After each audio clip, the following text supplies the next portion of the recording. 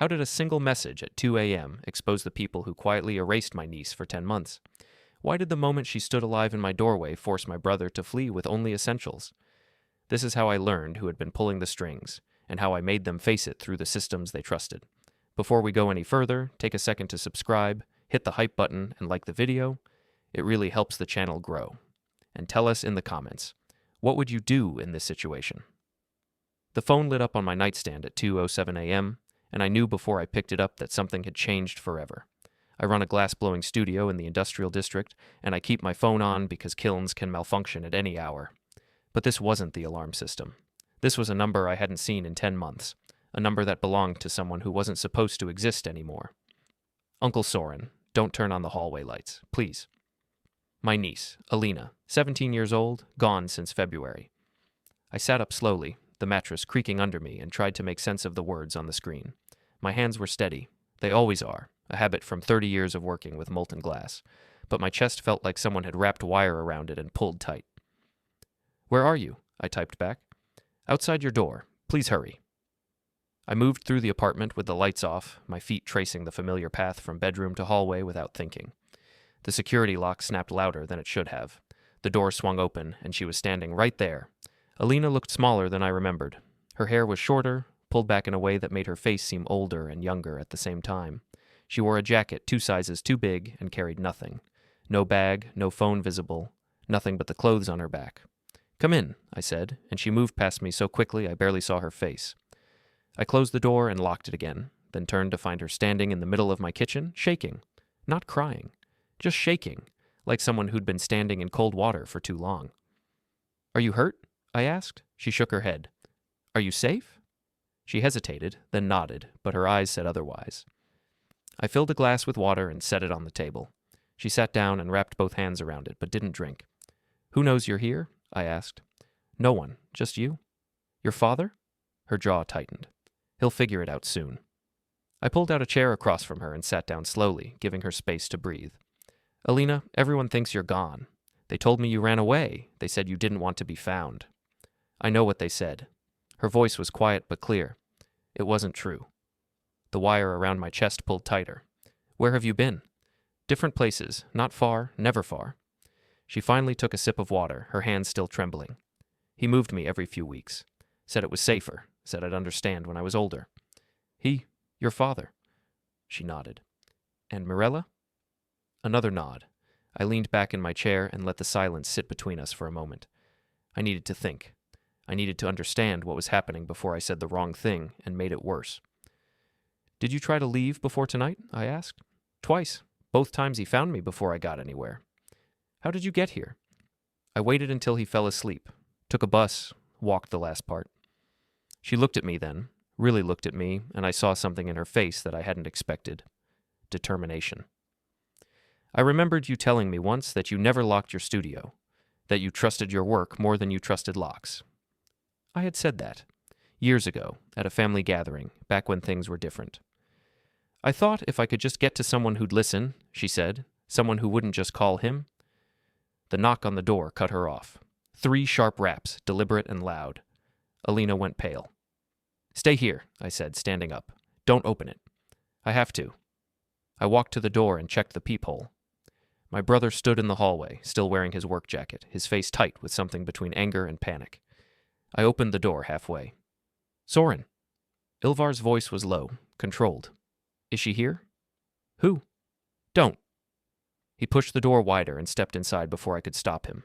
His eyes found Alina immediately. "Thank God, I've been looking everywhere." Alina didn't move. "What's going on, Ilvar?" I asked. "Family matter." He moved toward the kitchen. "Come on, Alina, we need to go." "She's staying here tonight," I said.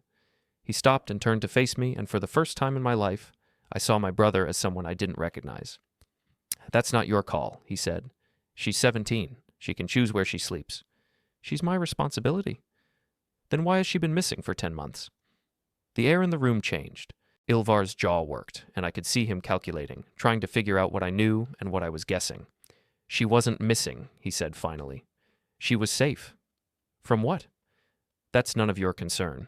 "It is now." Ilvar looked at Alina, then back at me. "You don't understand the situation." "Then explain it." He didn't. Instead, he pulled out his phone and made a call. It's me. I found her. She's at Soren's. A pause. I know. I'll handle it. He hung up and slid the phone into his pocket.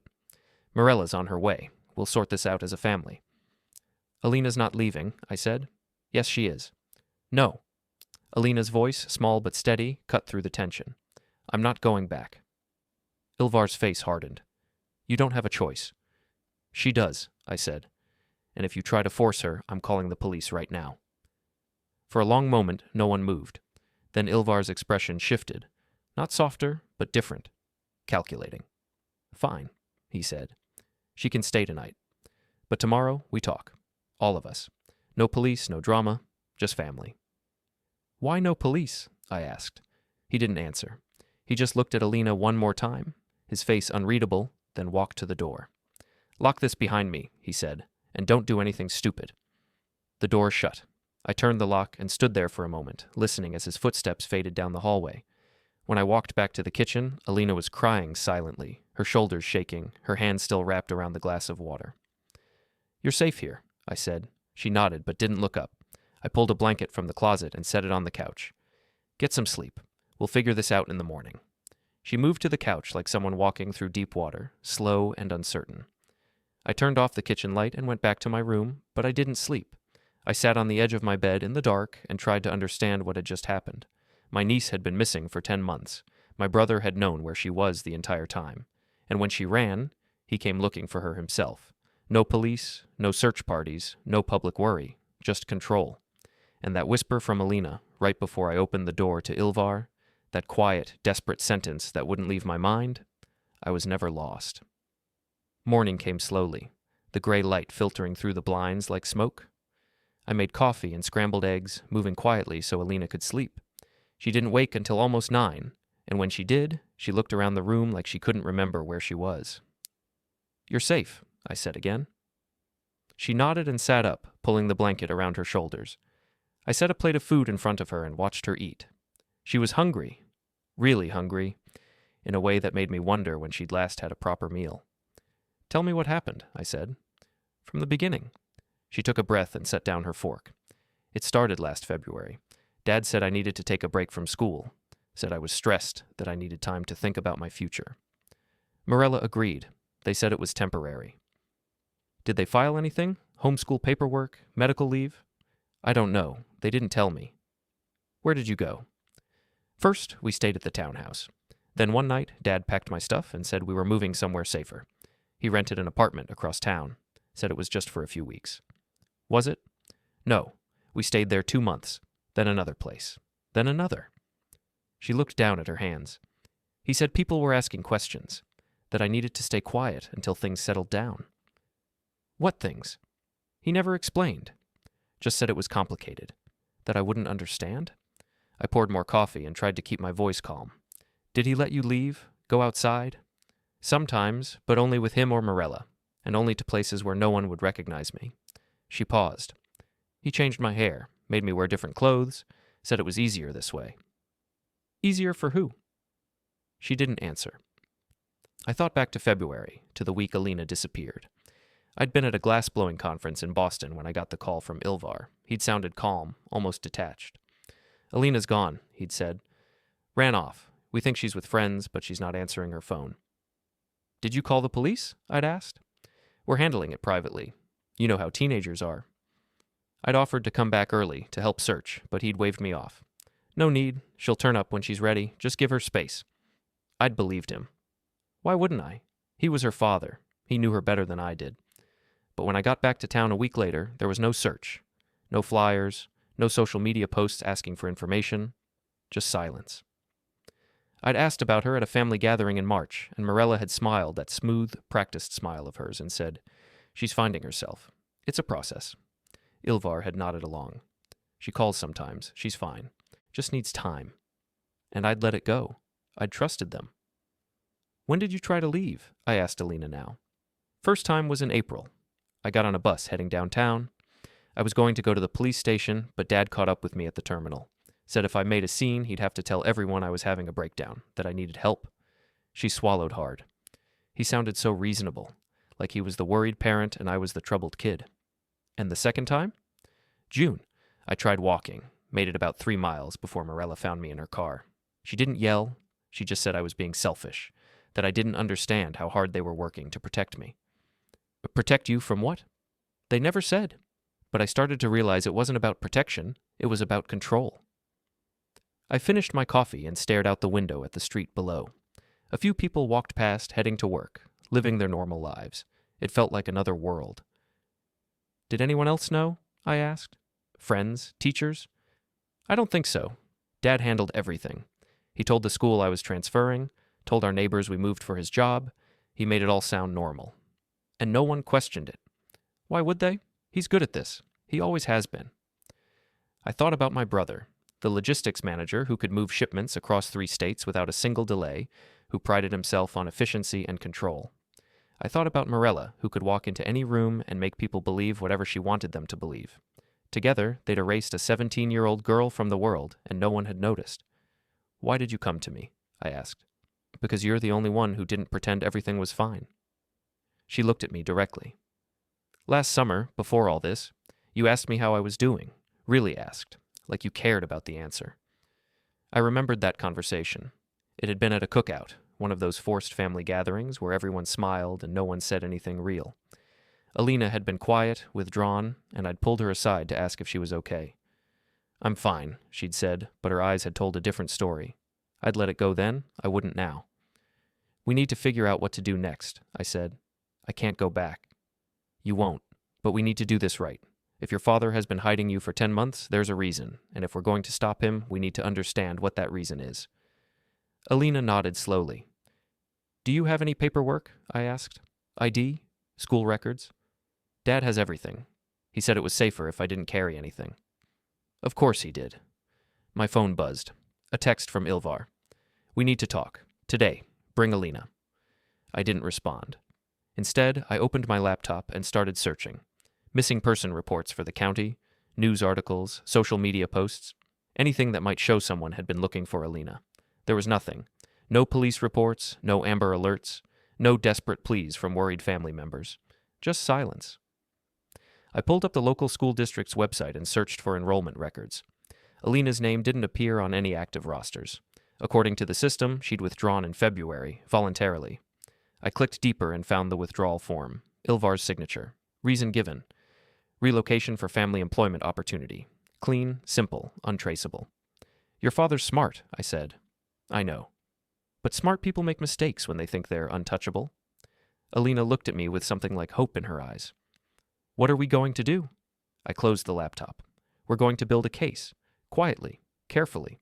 And when we're ready, we're going to make sure the right people see it. The police? Eventually. But first, we need leverage. We need proof that you didn't run away, that you were controlled, and we need to understand why. How? I thought about my studio, about the filing cabinets in the back office where I kept contracts and client records going back 20 years. I thought about the storage unit I'd rented when I expanded the business, the one filled with old family documents I'd been meaning to sort through. I thought about the fact that I'd been Alina's legal guardian for 6 months when she was 12, while Ilvar recovered from a car accident. I'd signed papers, I'd kept copies, and I'd never officially transferred that guardianship back. I need to make some calls, I said. The glass-blowing studio sat in a converted warehouse near the river, a squat brick building with tall windows that caught the afternoon light.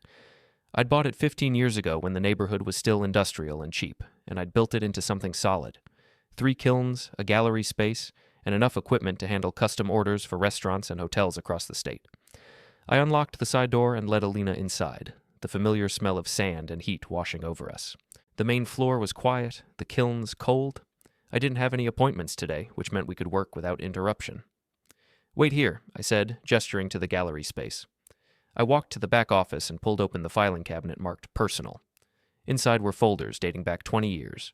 Contracts, insurance documents, tax records. I flipped through them until I found what I was looking for. A manila envelope labeled Alina Guardianship 2019. Inside were the papers I'd signed when Ilvar broke 3 ribs and fractured his collarbone in the accident. Temporary guardianship, medical decisions, school enrollment, everything I'd needed to take care of Alina for those 6 months. And at the bottom of the stack, a document I'd forgotten about. a notarized statement giving me emergency custody rights in case Ilvar became incapacitated again. It had never been revoked. I photocopied everything and put the originals back in the cabinet. Then I pulled out my phone and called Thomas Kellen, a legal consultant I'd worked with years ago when I was setting up the studio's LLC. "Soren," he said when he picked up, "it's been a while. I need advice, quietly." "Family matter? How do you know?" "Because you never call unless it's serious." He paused. "Come by my office. 2:00. I hung up and walked back to the gallery. Alina was standing near one of the display cases, looking at a set of blown glass bowls I'd made last winter. The light caught the colors, deep blues and greens, swirled together like water. "These are beautiful," she said. "Thank you. How do you make them?" "Patience. Heat. Knowing when to push and when to let the glass do what it wants." She touched the case lightly. "Dad always said your work was a waste of time, that you should have done something practical." "Your father thinks anything that doesn't generate quarterly reports is a waste of time." She almost smiled. "Come on," I said. "We have an appointment." Tomas Kellen's office was in a narrow building downtown, 3 floors up, with a view of the courthouse across the street. He met us at the door, a tall man in his mid-50s with gray hair and sharp eyes that missed nothing. "This is my niece, Alina," I said. He shook her hand, then gestured for us to sit. "Tell me what's going on." I did. I laid it out as clearly as I could: the disappearance, the moves, the control, the erasure. Alina filled in details when I missed them. Tomas listened without interrupting, taking notes on a yellow legal pad. When we finished, he set down his pen and leaned back in his chair. "Let me make sure I understand," he said. "Your brother reported that Alina ran away, but he never filed a missing person report. He withdrew her from school under the pretense of relocation. He moved her multiple times over 10 months, limiting her contact with the outside world, and when she finally escaped, he came looking for her himself. No authorities involved." "That's right," I said. "And you have documentation showing you were her legal guardian at one point, with emergency custody rights that were never formally revoked." "Yes." Tomas tapped his pen against the legal pad. "This is complicated. On paper, your brother did nothing overtly unlawful. He's her father. He has parental rights. The withdrawal from school was processed correctly. There's no evidence of physical harm." "But he isolated her," Alina said. "He controlled everything." "I believe you. But legally proving coercion is difficult, especially when there's no documentation trail, no school counselor reports, no medical records showing distress, no third-party witnesses. So we have nothing," I said. "I didn't say that." Tomas leaned forward. "What you have is a pattern, and patterns can be documented. The question is whether the pattern is enough to trigger institutional scrutiny." "What kind of scrutiny?" "Family services, financial audits, school district investigations. If we can show that your brother's actions don't add up, that he withdrew Alina without proper educational plans, that he moved her without updating official records, that he avoided normal parental accountability, then we create leverage." "Leverage for what?" "For getting Alina legally emancipated, or for transferring guardianship to you, or at the very least for ensuring she has a say in where she lives." Alina looked at me, hope flickering in her eyes again. "What do we need?" I asked. "Everything you can find, financial records, school correspondence, any documentation showing your brother's movements over the past 10 months, and we need to establish that you're a stable alternative guardian, proof of income, proof of residence, proof that you're capable of providing a safe environment." "I can do that?" "Good. Start gathering everything. Don't confront your brother directly. Don't make threats. Just build the file." Tomas looked at Alina. "And you need to stay somewhere safe, somewhere he can't pressure you into going back." "She's staying with me," I said. "That's fine for now. But if this escalates, we may need to involve protective services. Are you prepared for that?" I nodded. Tomas stood and handed me his card. "Call me when you have the documents. I'll start drafting a motion for emergency custody review." We left the office and walked back to the studio in silence. The afternoon sun was low, casting long shadows across the sidewalk. I thought about everything Thomas had said, about the careful, deliberate steps we'd need to take. I thought about my brother, who'd spent 10 months building a cage around his daughter and calling it protection. And I thought about the storage unit across town, the one filled with boxes I hadn't opened in years. Boxes that might contain exactly what we needed. "Where are we going?" Alina asked as I led her to my truck. "To find the pieces," I said. The storage unit was in a complex near the highway, rows of orange doors behind a chain-link fence. I parked and unlocked Unit 23B, rolling up the metal door to reveal stacks of boxes, old furniture, and the accumulated debris of a life lived carefully. I pulled down the box marked Family Legal and started digging. Inside were documents from my parents' estate, old tax returns, and a folder labeled Ilvar Business Partnership 2011. I'd forgotten about that, an investment deal Ilvar had tried to rope me into years ago, something about logistics consulting. I'd declined, but I'd kept the paperwork. I flipped through the pages and found what I was looking for. A document showing Ilvar's business structure, multiple LLCs, offshore accounts, shell companies registered in states with lax reporting requirements. "What is this?" Alina asked, looking over my shoulder. "Your father's safety net," I said. "Or his liability. I'm not sure yet." I kept digging and found more. Old custody agreements from when Alina was younger, medical records, school reports. I found a letter from Alina's mother, Ilvar's ex-partner, who'd left when Alina was 8 and never came back. The letter was addressed to me, dated 3 years ago. "If anything happens to me," it read, "please make sure Alina is safe. Ilvar isn't who he pretends to be." I stared at the letter for a long time. "Did you know my mom?" Alina asked quietly. "Not well. She left before I had the chance." "Do you know where she is now?" "No, I'm sorry." Alina nodded, her face unreadable. I packed the documents into a smaller box and carried it to the truck. We drove back to the studio as the sun set, the city lights flickering on one by one. Inside, I spread everything across the workbench and started organizing, financial records in one pile, legal documents in another, personal correspondence in a third. A pattern emerged. And it wasn't pretty. Ilvar had been moving money for years. Small amounts, transferred between accounts, hidden under business expenses. He'd set up trusts in Alina's name, but kept control of the funds. He'd claimed her as a dependent on his taxes, but reported her income as zero. He'd built a financial cage around her, piece by piece, and she'd never known. "Why would he do this?" Alina asked. "Control," I said. "Or maybe fear, maybe both." My phone buzzed. Another text from Ilvar. "Soren, we need to talk. This doesn't have to get ugly." I set the phone down and looked at Alina. "Are you ready for this to get messy?" She met my eyes, and for the first time since she'd appeared at my door, I saw something other than fear. I saw anger. "Yes," she said. The bank was a low, modern building with too much glass and not enough warmth. I walked in at 9 a.m. with a folder tucked under my arm and Alina waiting in the truck outside. I'd told her to stay hidden, to keep her head down. The last thing we needed was Ilvar spotting her before we were ready. Ruth Elmina, the compliance officer, met me in the lobby. She was a woman in her early 60s with steel gray hair and the kind of face that suggested she'd spent her career saying no to people who thought rules didn't apply to them. "Mr. Brentor," she said, shaking my hand, "you said this was urgent." "It is. I need to discuss some accounts tied to my niece." She led me to a small conference room in the back and closed the door. I set the folder on the table and opened it, spreading out the documents I'd copied from the storage unit. "These are financial records showing accounts opened in my niece's name over the past 5 years," I said. "She's 17. She didn't open these accounts. She doesn't have access to them, and she has no idea they exist." Ruth pulled the papers closer and scanned them, her expression neutral.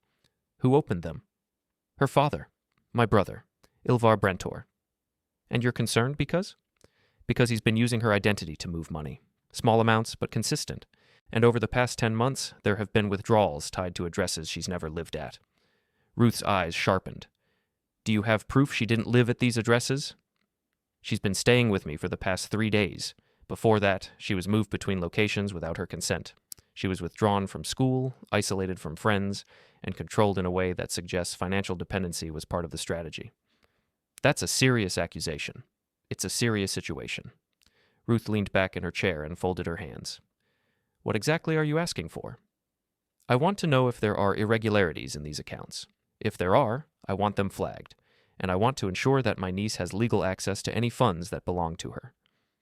That requires documentation, proof of guardianship, proof that she's been denied access." I pulled out the guardianship papers from 2019 and the notarized emergency custody document. "I have guardianship rights that were never revoked, and I have a legal consultant prepared to file a motion for custody review. What I need from you is confirmation that something's wrong." Ruth picked up the papers and studied them carefully. "I'll need to run this through our fraud detection protocols. If there are inconsistencies, we're required to investigate." "How long will that take?" "A few days, maybe a week." "I need it faster. My brother knows I'm involved now. If he thinks I'm building a case, he'll move the money." Ruth's expression didn't change, but I saw something flicker in her eyes. Recognition, maybe, or professional instinct kicking in. "I'll prioritize the review," she said, "but I can't make promises. That's all I'm asking." She stood and gathered the documents. "I'll be in touch." I left the bank and walked back to the truck, where Alina was waiting with her arms wrapped around herself, staring out the windshield. "How'd it go?" she asked. "We'll know soon." I started the engine and pulled out of the parking lot. We drove to the municipal records office next, a bland government building with fluorescent lights and the smell of old paper. The clerk at the front desk looked bored until I asked for copies of Alina's school withdrawal and address update records. "You'll need authorization for that," she said. I handed her the guardianship documents. She studied them, then shrugged. "I'll see what I can find. Wait here." 20 minutes later, she came back with a thin stack of papers. "This is everything we have on file." I flipped through them. School withdrawal form, Ilvar's signature. Address update form, Ilvar's signature. Reason for withdrawal, family relocation. New address listed, a P.O. box. "Can I get copies of these?" I asked. $5. I handed her a 10 and told her to keep the change. Outside, I showed Alina the papers. "Your father listed a P.O. box as your new address. That's not legal for school withdrawals. You're supposed to provide a physical residence. So he lied. Or he didn't care. Either way, it's a mistake. Will it matter? Everything matters. These small mistakes add up. They create a pattern, and patterns are hard to explain away." We drove back to the studio, and I spent the rest of the afternoon organizing everything into a timeline. February, withdrawal from school. March, first address change. April, Alina's first escape attempt. June, second escape attempt. October, financial withdrawals increase. I pinned the timeline to the wall and stepped back, looking at it like I'd look at a piece of glass I was shaping, finding the weak points, the places where pressure would cause it to crack. My phone buzzed, a text from Thomas. "Need to see you, bring everything." I met him at his office that evening. He reviewed the bank documents, the school records, the financial trail I'd mapped out. When he finished, he set down his pen and looked at me. "This is good," he said. "Better than I expected. Your brother made several procedural errors. The P.O. box address is a red flag. The account withdrawals without Alina's knowledge are another. And the fact that he never filed a missing person report when she ran away is going to look very suspicious." "What's next?" I file for an emergency custody review. I request a court-appointed guardian ad litem for Alina, and I notify family services that there are concerns about her welfare." "Will they take it seriously?" "If I frame it right, yes. Your brother's pattern of behavior suggests financial coercion and undue control.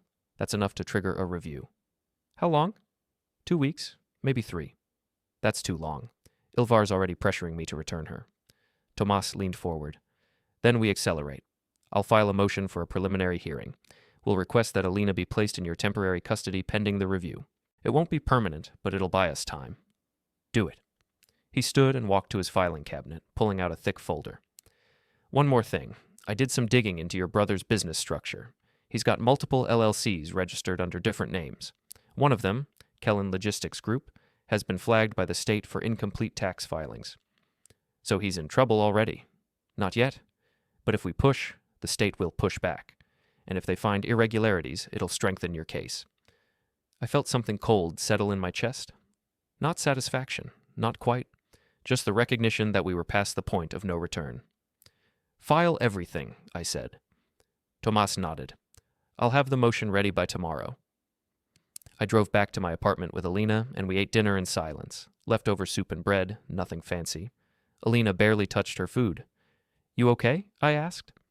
I keep thinking about what happens next. What he'll do when he finds out. He can't do anything if we do this right.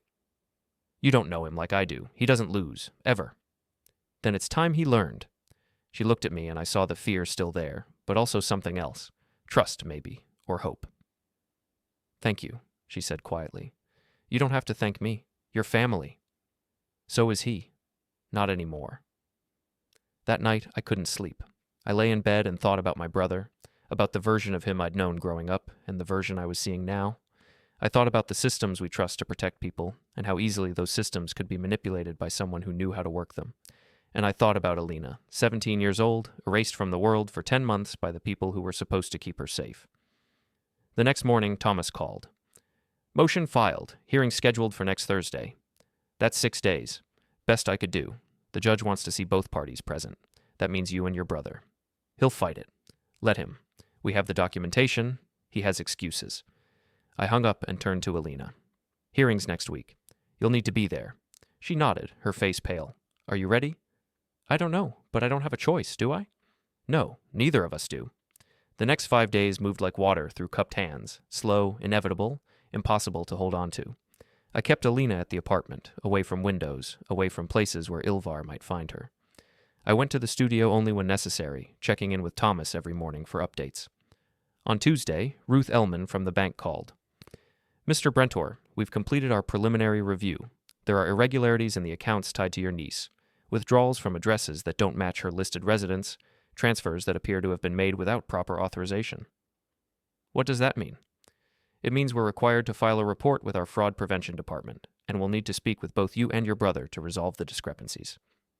When? We've scheduled a compliance meeting for Friday. 10 a.m., both parties are required to attend. My brother won't come.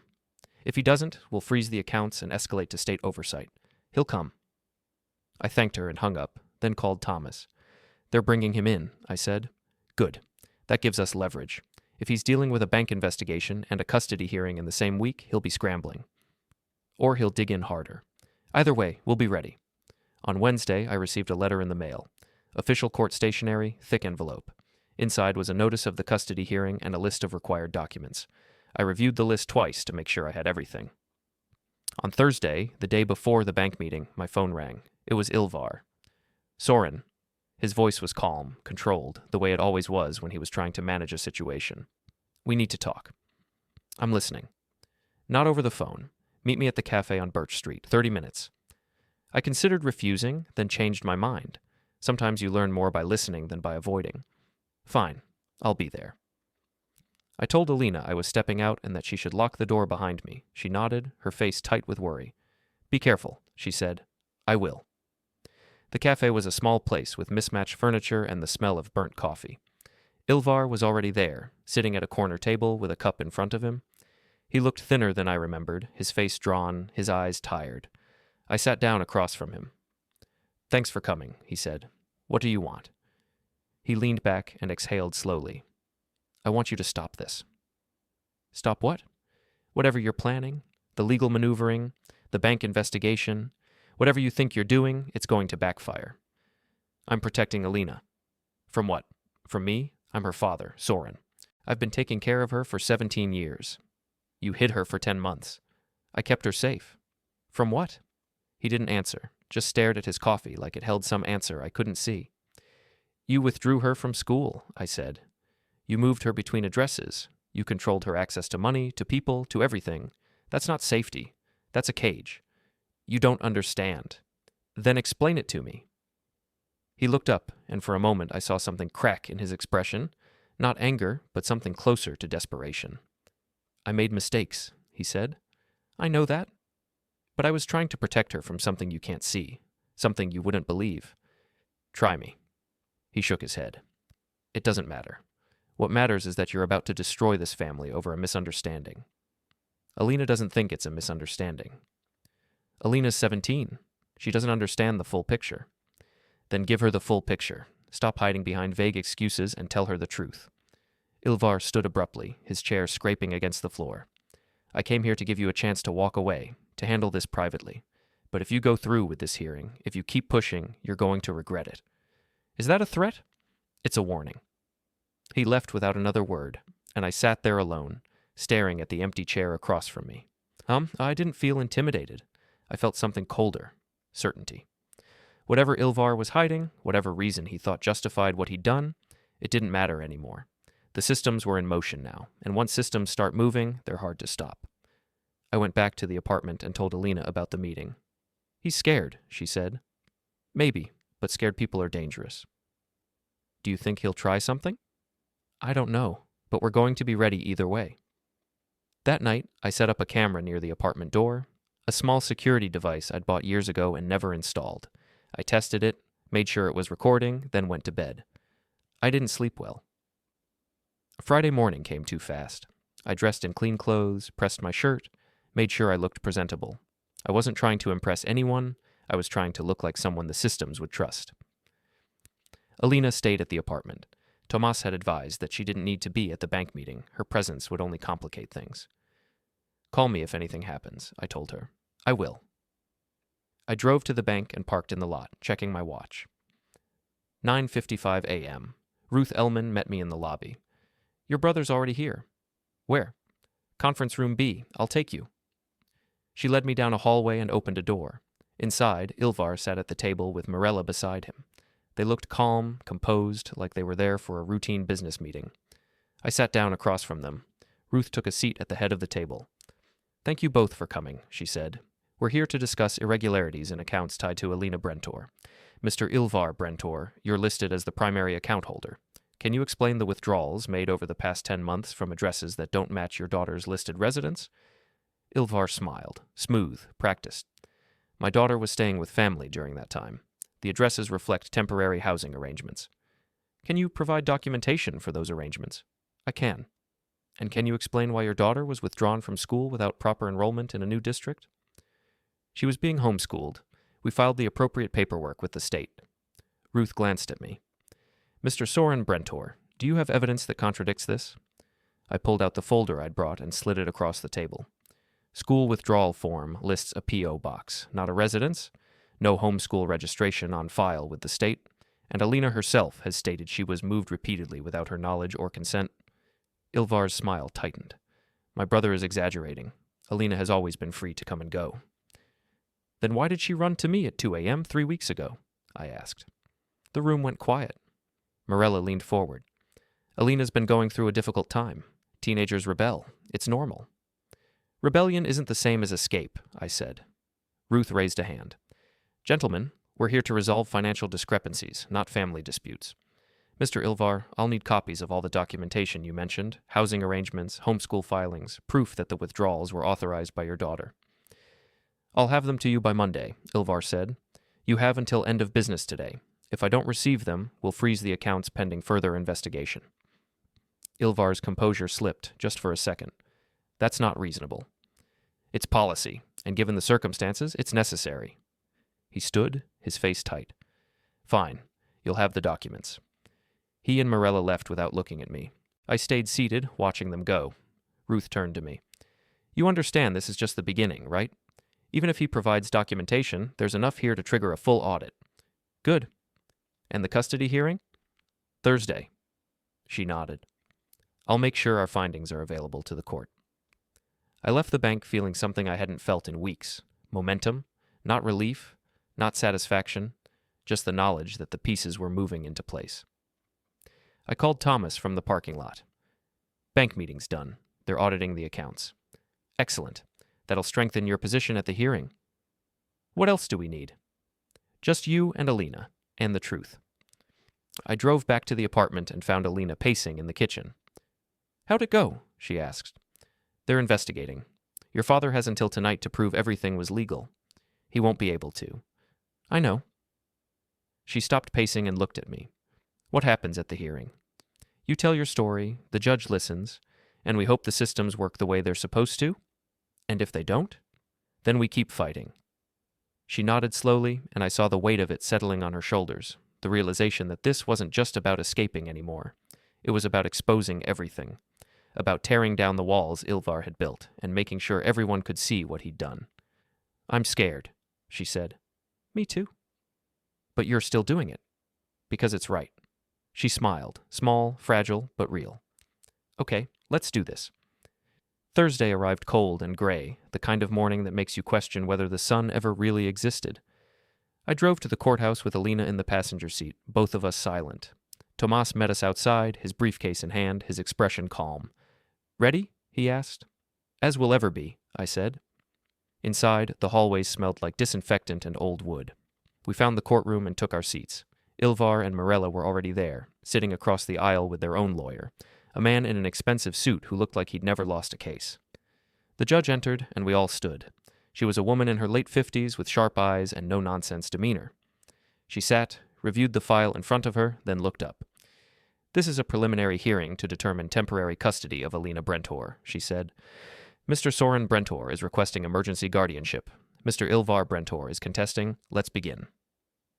Tomas stood. Your Honor, we're here because Alina Brentor has been systematically isolated and controlled by her father for 10 months. She was withdrawn from school under false pretenses. She was moved between locations without her consent, and she was denied access to her own financial resources. We have documentation supporting all of these claims. He laid out the timeline, the bank records, the school withdrawal forms. He explained the P.O. box address, the missing homeschool filings, the withdrawals from accounts Alina didn't know existed. Ilvar's lawyer stood. Your Honor, Mr. Ilvar Brentor is a devoted father who made difficult decisions to protect his daughter during a challenging time. Alina was not isolated. She was being homeschooled. She was not controlled. She was being guided. And the financial arrangements were made with her best interests in mind. Does Mr. Ilvar have documentation to support this? The judge asked. The lawyer hesitated. We're in the process of gathering the necessary paperwork. Meaning you don't have it? We'll have it soon. The judge turned to Ruth Ellman, who'd been called as a witness. Ms. Ellman, you're the compliance officer at the bank where these accounts are held. What did your investigation reveal? Ruth stood. We found multiple irregularities. Withdrawals made from addresses that don't match any known residence for Alina Brentor. Transfers that appear to have been made without proper authorization. And a pattern of financial activity that suggests someone other than the account holder was controlling the funds. And your conclusion? The accounts are currently frozen pending a full audit. We've also filed a report with the State Financial Oversight Board. The judge made a note and turned to Alina.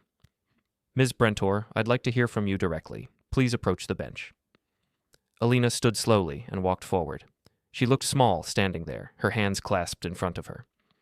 Tell me what happened, the judge said gently. Alina took a breath. My father told me I needed to take a break from school. He said it was temporary, but then he moved me to a different apartment, then another. He said I couldn't contact my friends or teachers. He said it was safer this way. Did he explain why? No. He just said I'd understand later. Did you try to leave? Twice. Both times he found me and brought me back.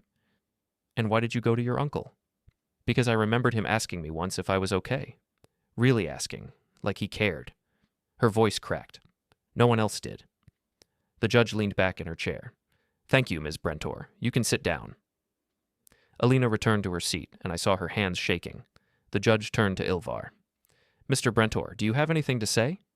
Ilvar stood. Your Honor, I love my daughter. Everything I did was to protect her. Protect her from what? He hesitated. From influences that would have harmed her development. Be specific. I can't. It's complicated. Then uncomplicate it. Ilvar's lawyer leaned over and whispered something in his ear. Ilvar shook his head. I'd prefer not to discuss it in open court. The judge's expression hardened. Mr. Brentor, you're asking this court to trust that your actions were justified, but you refuse to explain them. That's not how this works. Your Honor, I've heard enough. She picked up her gavel. Based on the evidence presented, I'm granting temporary custody to Soren Brentor pending a full custody evaluation.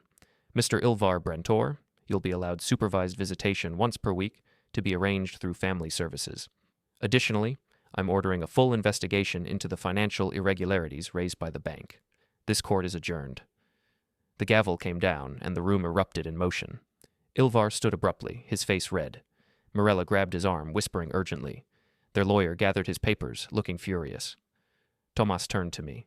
That's as good as we could have hoped for. Is it over? Not yet, but we won the first round.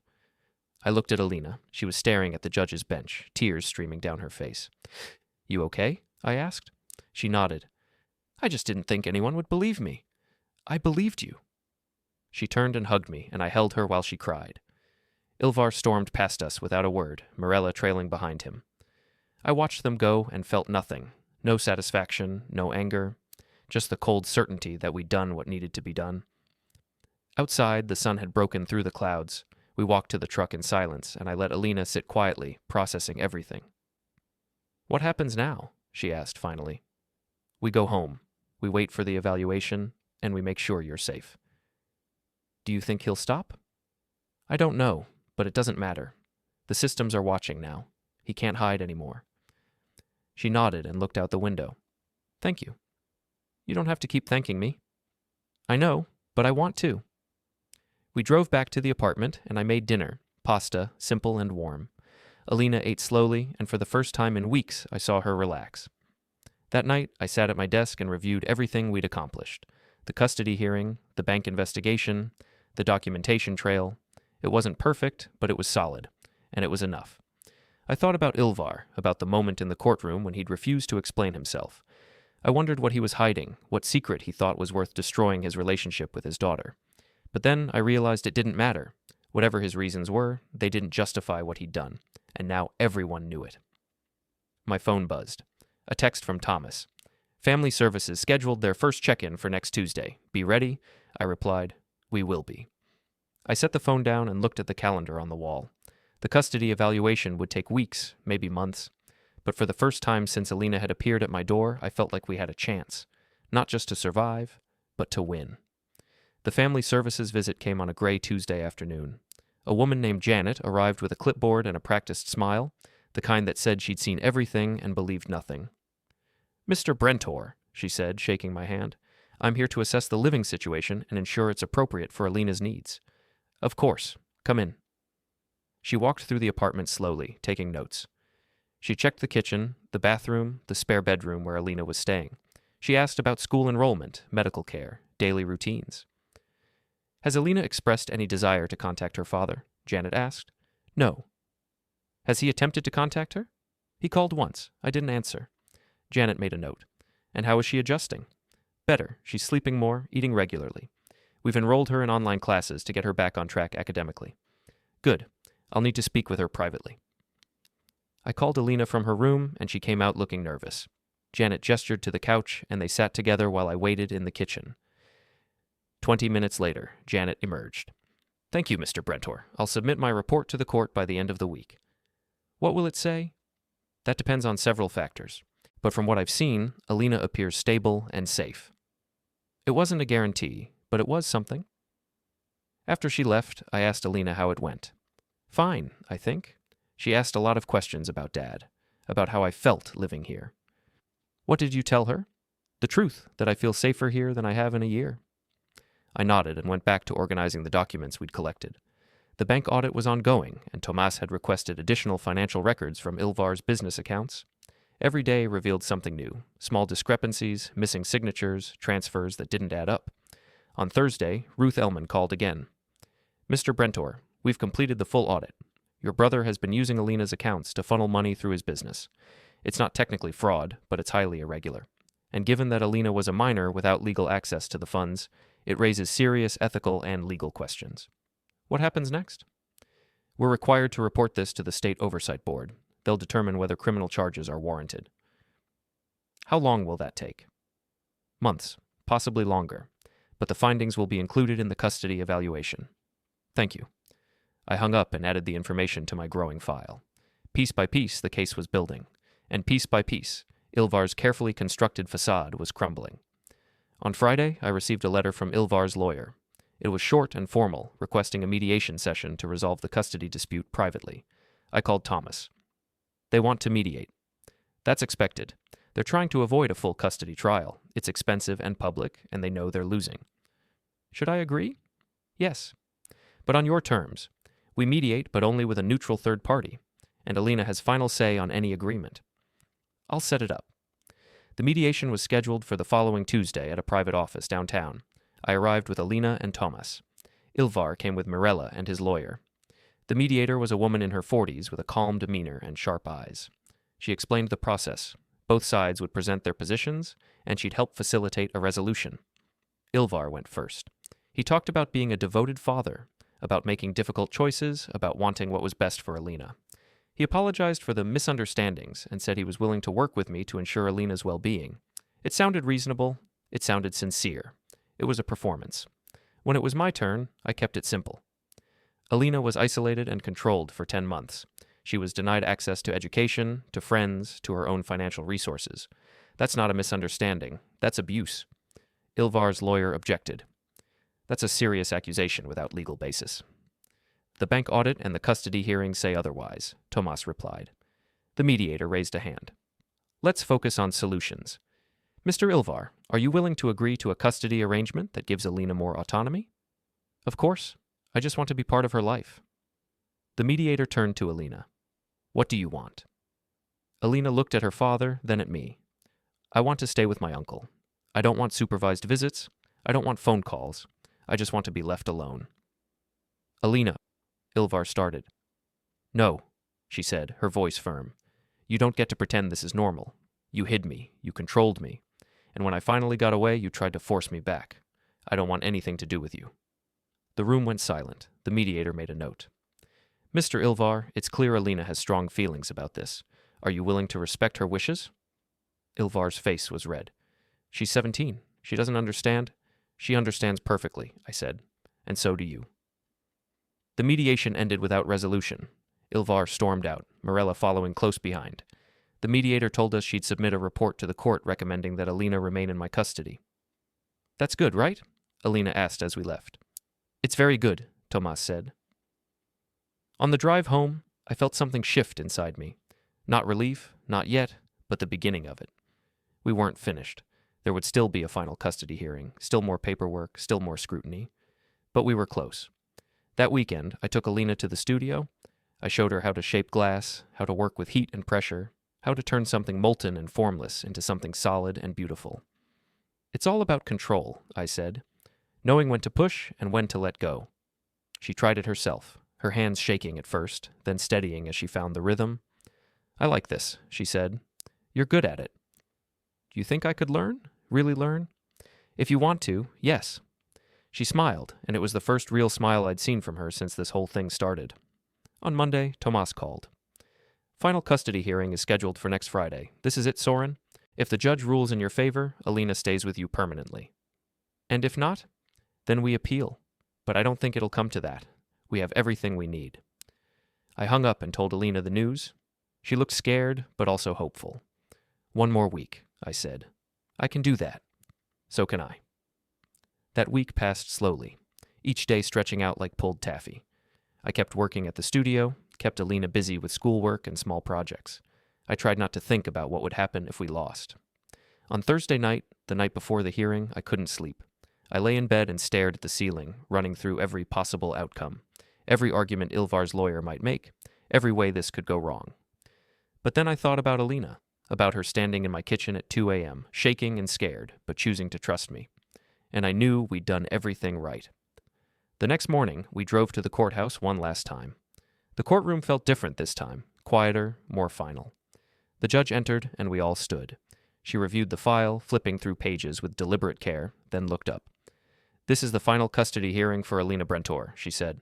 I've reviewed the mediation report, the family services evaluation, and the financial audit. Let's proceed. Tomas stood and presented our case one more time. He laid out the timeline, the evidence, the pattern of control. He called Ruth Ellman to testify about the financial irregularities. He called Janet from Family Services to confirm that Alina was thriving in my care. Then he called Alina. She walked to the witness stand, and the judge asked her the same question she'd asked before. Tell me what you want. Alina's voice was steady. I want to stay with my uncle. I want to finish school. I want to have a normal life, and I don't want my father to have any control over me anymore. Why not? Because he never saw me as a person. He saw me as something he owned, and I deserve better than that. The judge nodded. Thank you, Ms. Brentor. Ilvar's lawyer stood and made his final argument. He talked about parental rights, about the importance of family, about how Ilvar had made mistakes but deserved a second chance. It was a good argument, but it wasn't enough. The judge leaned back in her chair and looked at both sides. I've presided over many custody cases, and I've learned that the law is only one part of the equation. The other part is what's right, and in this case, what's right is clear. She picked up her gavel. Based on the evidence presented, I'm granting full custody of Alina Brentor to Soren Brentor. Mr. Ilvar Brentor's parental rights are hereby suspended pending the outcome of the state financial investigation. He will not be permitted any contact with Alina unless she explicitly requests it. This court is adjourned. The gavel came down, and the room erupted. Ilvar stood, his face pale. Morella grabbed his arm, but he shook her off. He stared at me across the aisle, and I saw something break in his expression. Not anger, but something colder. Defeat. Then he turned and walked out. Tomas shook my hand. Congratulations. Alina was crying, but this time it was different. Relief, joy, freedom. Thank you, she said, hugging me. You did this, I told her. You were brave enough to leave. I just helped you finish it. We left the courthouse together, and for the first time in months, I felt a weight lift. It wasn't over. There would still be paperwork, still follow-ups, still the ongoing investigation into Ilvar's finances. But the worst was behind us. That evening, I took Alina back to the studio. We worked together, shaping glass, creating something new. She was getting better, her hands more confident, her movements more sure. "I think I want to do this," she said. "Learn glass blowing. Maybe even open my own studio someday." "You could. It takes time, but you have time now." She smiled. "I do, don't I?" That night, I received a text from Ruth Ellman. State Oversight Board has launched a formal investigation into Ilvar Brentor's financial activities. Preliminary findings suggest multiple violations. Thought you'd want to know. I read the message twice, then set the phone down. I felt no satisfaction, no triumph, just the quiet knowledge that the systems had done what they were supposed to do. Justice isn't always loud. Sometimes it's just a series of small, deliberate steps, documents filed, questions asked, patterns revealed, and sometimes that's enough. Over the next few weeks, life settled into something resembling normal. Alina enrolled in school, started making friends, began rebuilding the life that had been taken from her. I kept running the studio, kept working with glass, kept teaching Alina the craft that had saved me years ago. One afternoon, she asked me, "Do you think he'll ever understand what he did?" "I don't know. Maybe. But it doesn't matter. What matters is that you're free." She nodded. "I am, aren't I?" "Yes, you are." And she was. Finally, truly free. The state investigation continued, and I received updates periodically. Ilvar's business accounts were frozen, his assets were under review, charges were pending. He'd built his life on control, on systems he thought he could manipulate forever. But systems, when properly used, have a way of exposing the truth, and the truth in this case was undeniable. 3 weeks after the final hearing, I received a call from Thomas. "The State Oversight Board has completed their investigation," he said. "They found evidence of financial misconduct spanning 5 years. Ilvar used Alina's identity to move money through shell companies, avoided taxes, and misrepresented income. They're recommending criminal charges." "What kind of charges?" "Financial fraud, identity misuse, possibly more depending on what else they uncover." "How long will that take?" "The prosecutor's office will review the findings. If they move forward, it could take months before it goes to trial, but the evidence is solid." "Good." I hung up and felt a strange calm settle over me. This wasn't about revenge. It was about accountability, about making sure what happened to Alina couldn't happen to anyone else. That evening, I told Alina about the investigation. She listened quietly, then asked, "Will he go to prison?" "Maybe. It depends on the charges and the trial." "Do you think he deserves it?" "I think he deserves to face what he did." She nodded. "Me too." The next few weeks passed in a blur of normalcy. Alina went to school, came home, did homework, practiced glass blowing. She laughed more, slept better, started planning for college. I watched her transform from the scared, shaking girl who'd appeared at my door into someone stronger, more confident, more herself. One Saturday afternoon, we were working in the studio when my phone buzzed. A text from an unknown number. "We need to talk. Ilvar." I stared at the message for a long moment, then deleted it. "Who was that?" Alina asked. "No one important," she smiled. "Good." The following week, I received a formal notice from the prosecutor's office. Ilvar had been charged with 5 counts of financial fraud and 2 counts of identity misuse. The trial was scheduled for early next year. I filed the notice away and went back to work. On a Tuesday afternoon, Ruth Ellman called one last time. "Mr. Brentor, I wanted to let you know that the accounts in Alina's name have been fully audited and cleared. She now has legal access to all funds, and we've removed your brother's name from everything. The balance is substantial, over $200,000. It should help with college and beyond." "Thank you, Ruth." I told Alina the news that evening. Her eyes went wide. $200,000? It was always yours. He just kept it hidden. "What do I do with it?" "Whatever you want. Save it, invest it, use it for school. It's your choice now." She sat down slowly, processing. "I feel like I should be happy, but I just feel weird." "That's normal. It'll take time to adjust." As winter turned toward spring, life continued to stabilize. The trial date approached, and Thomas kept me updated on the proceedings. Ilvar's lawyer tried to negotiate a plea deal, but the prosecutor refused. The evidence was too strong, the pattern too clear. On the morning of the trial, I didn't go. Neither did Alina. We'd done our part. The systems would handle the rest. Instead, we went to the studio and worked on a new piece, a large glass sculpture for a corporate client. Alina helped me shape the molten glass, her movements confident now, her hands steady. "You're really good at this," I said. "I had a good teacher."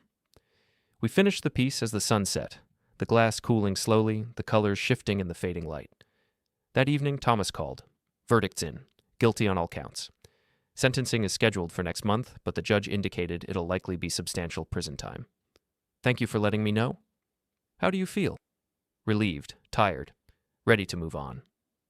I hung up and walked to the living room, where Alina was reading on the couch. "It's over," I said. She looked up. "Really?" "Really." She set down her book and stood, walking over to me. "Thank you for everything." "You don't have to thank me." "I know, but I want to."